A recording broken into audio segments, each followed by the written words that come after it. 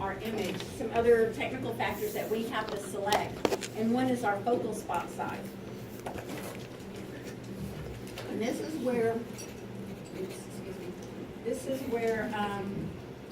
the X-rays are actually emitted. So the electrons, going back up to the X-ray tube, the electrons will go from cathode to anode, and when they hit the anode in a small area, we call that the focal spot.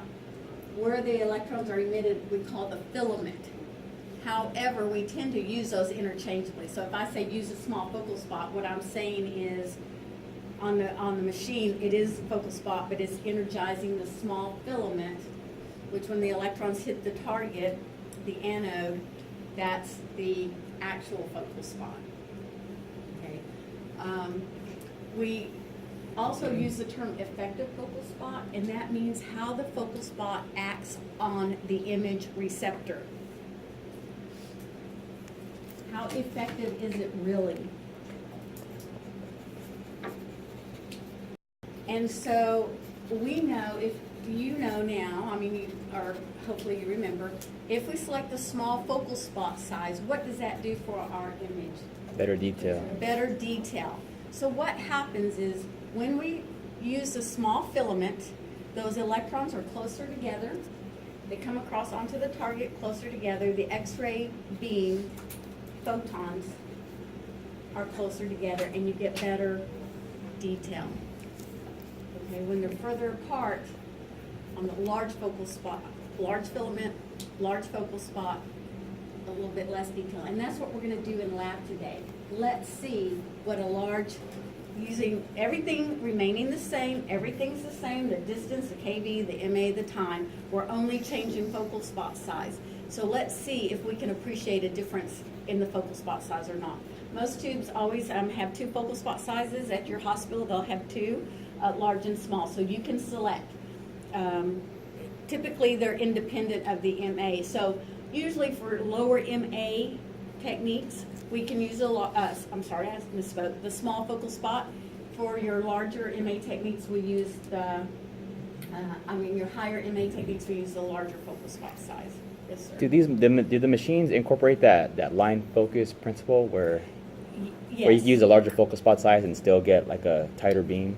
Your line focus principle is a factor of the angle of the tube. Oh, okay. Angle of the anode. Does the machine adjust that, or do we? No, it doesn't change. Okay. Your angle of the anode, here I have 5 to 15. That can change depending, but just to give you like how much is that target beveled? How much is it angled? And it's not very much. And that is not, there's no button to change that. Okay. It is a solid piece of metal that has the angle. Do you remember the anode? And we can look at it in lab to review, but it's a round disc, and the angle is just part of it's not, there's no hinge that moves that angle. It is what it is. So that's right. So that's what you have to deal with. Now, and we're going to talk about the line focus principle probably next class. That's something you're not going to have to deal with as much as I had to deal with it when, in film screen because of your computer. Gotcha. Over time, and so let's talk about actual versus effective. Actual is where the electrons actually hit on the anode and produce X-rays, and then effective is how it acts on the film. So they don't always equal each other. So your manufacturer is going to tell you on your X-ray tube that you have a 1 millimeter and a 2 millimeter focal spot size, as an example. Okay, when you take an X-ray, we can do tests to see what the effective focal spot size actually is, and it's usually less than what the actual focal spot is because of the line focus principle. Okay, so it could be greater. What happens over a period of time is that, let's just say, I'm going to draw it kind of small. Let's just say this is your actual focal spot. So the electrons come across from cathode to this, and they hit on here. Now, what happens to the electrons as they get further away from the cathode, the filament boiling off the electrons? What happens to those electrons as they move away from it? It starts to go like, They don't like each other. They want to spread apart. So what the manufacturer's goal is, do you know how far apart the anode and cathode are? They're about an inch. They're very close together. The reason that is so those electrons, the further away they get, the more they spread out. The more they spread out, that's like a larger focal spot area, and you're going to get less detail. So that's why they're so close together. However, as they're coming across, they pretty much hit on the 1 millimeter size area. Except you will have those few that hit maybe just right outside. You see? Okay, we take another exposure. Take another exposure. And over a period of time, you see how it will eventually get a little bit bigger than what it was, because not every electron is hitting in that little area. There'll be those few little stinkers that are on the outside, and over a period of time, the focal spot size will, what they call bloom, get a little bit larger. So what started off as 1 is now 1.2 as an example. And that just happens over a period of time. And we can do quality assurance tests to see exactly what the effective focal spot size is. Wait, so when the electrons go on the outside, that becomes effective? When they reach what this I'm talking about is the focal spot size, the actual focal spot size blooming, getting larger over a period of time. Effective is how that acts on the film. Now, we'll talk about the line focus principle later, but the line focus principle states that the actual focal spot will always be larger than the effective focal spot because of that angle. We trick the image receptor into thinking that it's smaller, right? We always like smaller. So what happens is you have something like this. Here is your focal spot, your actual focal spot. So the electrons will come across and hit that and make, this. Because it's angled, the image receptor, does it look smaller to you when I angle it? Or maybe angle it that way? Okay, here's the size. And then when I angle it, does it look smaller? But we know it's not smaller. And that's what we do to the image receptor. And I say we, the manufacturer. So when it's angled, it fools the image receptor into thinking it's smaller than it really is. So we can still use our large focal spot size and still get good detail on our image. And that's the line focus principle, which we'll talk about more later.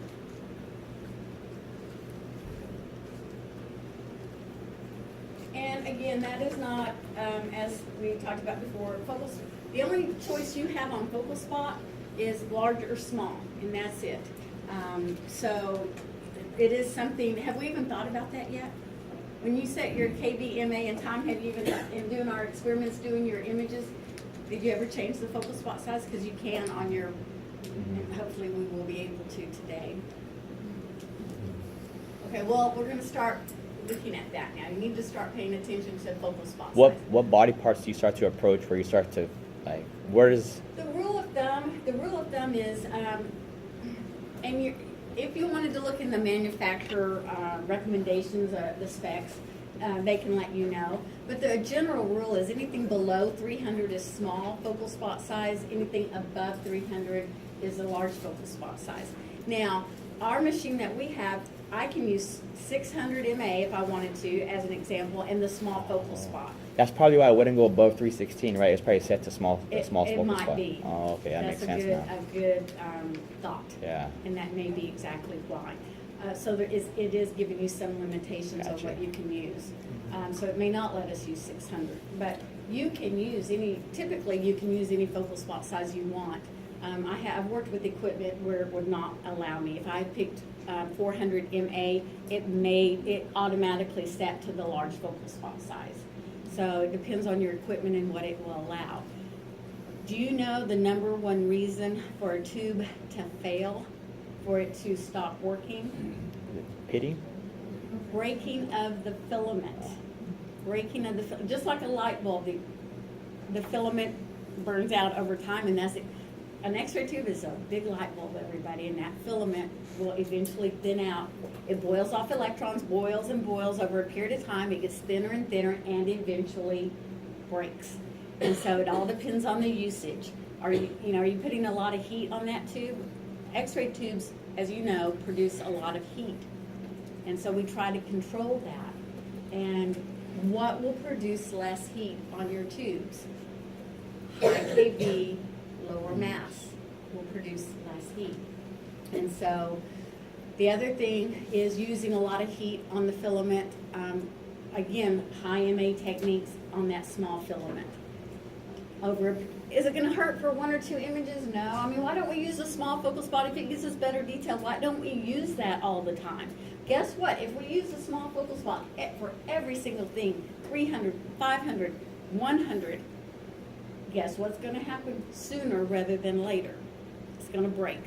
Okay? So that's why we have 2. So when we go up into the higher MA for abdomens, maybe for skulls, for those lateral lumbar spines, for pelvises, for barium enemas, things like that, we have a larger filament that will boil off more electrons that we need for the bigger body parts without ruining the tube. So we're going to see today or Thursday in lab, changing from small to large, is that a big sacrifice or not? What's the expectation of going to a large focal spot, that the image is going to be blurry? I don't know. That's what we'll find out. So leaving everything the same, changing from a large to a small, hopefully should improve our detail. So we will see.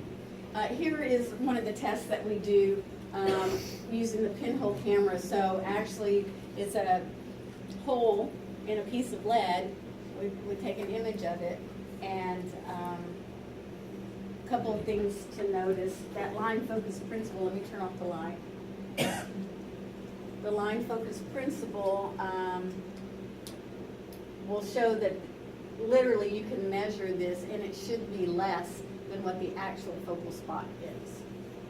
The other thing, do you notice anything else? Do you notice anything in the intensity from one end to the other? On which end? Left or right? Side left. Yes, this has a little bit higher intensity. So do you know which side of the It's the cathode tube? side, right? This will be the cathode side. Remember the anode heel effect? We'll talk about that. You'll see this picture again, but just another thing to notice. A little bit more intense on this side than on And that little side. hash in this, that's the central array right there? Yes, Or?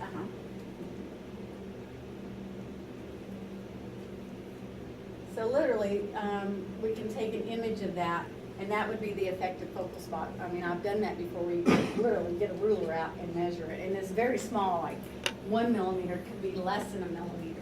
So it's real big there, but in actuality, it's not. There are tubes that are made that, because the focal spot size determines detail, and we have a lot of incidences, well, I say a lot. You think, oh, well, we want great detail on every image, don't we? But sometimes we have to sacrifice that detail because it's a bigger body part and we need the large focal spot. But there are sometimes X-ray tubes are made that the focal spot sizes, the actual focal spot sizes are very small. And we call those fractional focus tubes. So when they're 3.3 millimeters or less. So what's the common size again? 1 millimeter, 2 millimeter for our general radiography tubes. They can be a little bit less. I worked with one equipment. It was 0.6 and 0.9, which I thought were pretty good sizes to work with. Here's a 0.5 and 1, 0.6, 1.2. And I would say typically it's half and the other one is a double, the large and small. You wouldn't typically have a 0.5 and a 0.6 for your focal spot sizes. You need a larger one for the bigger body parts. So dual focus tubes that's what you're going to be working with in your hospital. You're going to have a large and small focus spot. Wouldn't everybody need a dual focus tube? Not dental clinics. They just x-ray teeth all day. So they're going to have, why use a large focal spot size when you're never going to use it? So guess what? It costs money. anytime you get something a little bit more fancy, it's gonna cost more money.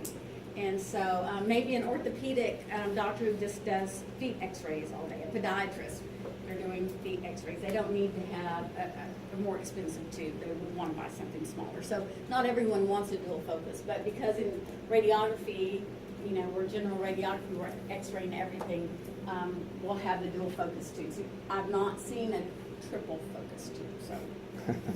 Not yet. Not in radiography. Fluoroscopy we will, but we'll talk about that later. Microfocus tubes are anything 0.3 millimeters or less. Those are extremely small focal spot sizes. So when would we need that?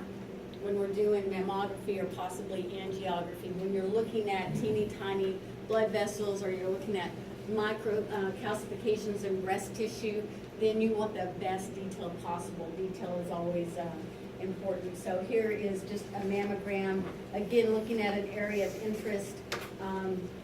I don't know again if you can see these, but looking at the microcalcifications, that whereas you don't necessarily see them here, what we do is we magnify and go to the smallest focal spot size, then you can see the microcalcifications that indicate malignancy. So it's important to see, oh my gosh, in mammography, if any dust gets on the image receptor, it can look like this. Any scratch on the surface can look like that, and that is going to cause. Are the black dots on that one the same as the white ones on the top? This one, Yeah. it's a reverse image. Oh, okay. It's a reverse. This That's is what I a thought. digital subtraction, Yeah. so they reverse it just sometimes to help, anything to help bring that out to make sure. So having smaller focal spot sizes for a mammography machine, it is dedicated, so you won't do any other exam on a mammography machine except breast tissue. And so, so they can, and how much energy do you need to penetrate soft tissue? Not much. So, you know what kV is used for mammography is like 25 to 30 kV, very, very low. So that would be an incident, a reason to use that fractional focus tube. Angiography, again, looking at the small vessels, we would try to use the smallest focal spot size as possible. So those might be some reasons for using fractional. What are we looking at? Is that like a spot? That is a coronary artery. That's the heart. Looking at the coronary arteries around the heart. So And we can do angiography of any body part of kidneys, of the brain, and so they're looking for what would they be looking for? Blockage. Yeah, any stricture, blockage, any dilation maybe. And so these, I mean, you can pretty much see, but then you get to the smaller ones that can cause just as much havoc as the bigger ones. So they're looking to make sure all the little tributaries are seen. Is there a problem? Is there a problem in here? Not that I see. Nothing obvious.